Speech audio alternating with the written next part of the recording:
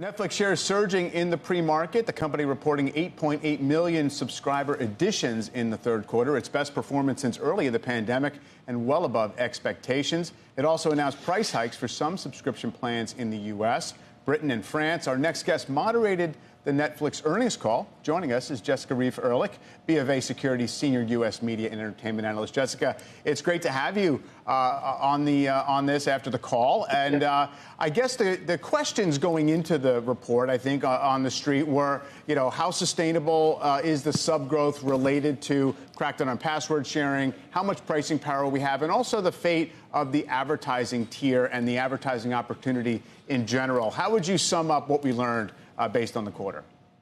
Well, I would add to the concerns, operating income margins. So they kind of addressed everything last night on the call. Their commentary on margins was actually very positive. They'll end this year, 23, at the top end of guidance at roughly 20%. Next year, 200 to 300 basis points of growth. So the trajectory for margins is very positive as they scale up. On subscribers, as you mentioned, we're starting to see the beginning of the password sharing crackdown. They added nearly 9 million subscribers, well above expectations, and said fourth quarter will be similar. So that was another surprise positive. Another surprise was the extent of the buyback. Their buyback was $2.5 billion. They increased the authorization. They doubled the authorization to $10 billion.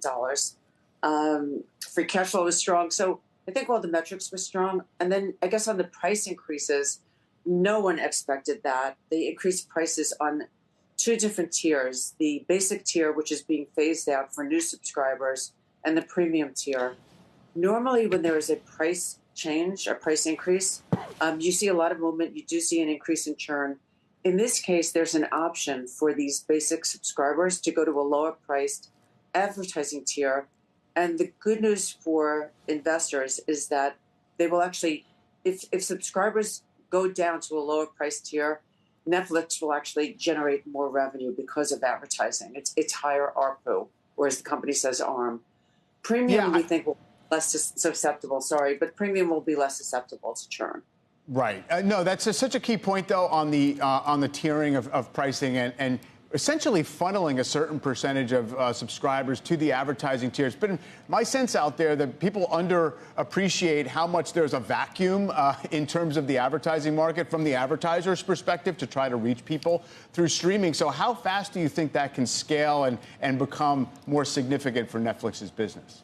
That is such a great question. I think, they just launched this in November, so it's a new business. The advertising market is tepid at best. So it's actually, in our view, a pretty good time to start a business as they're growing and they have nothing to lose. There's no legacy business here to lose.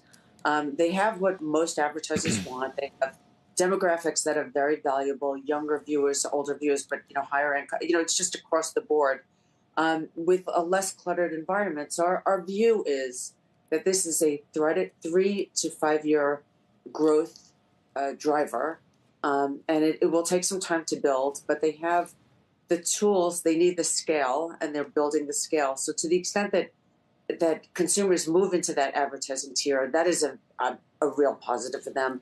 And you do see it in the revenue. The revenue from advertising actually exceeds the revenue from... Sorry.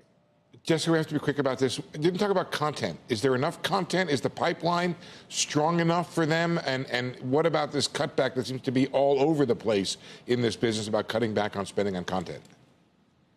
They had no choice this year because of the strikes. But so this year's spend was roughly $13 billion. Their plan is to go to $17 billion next year.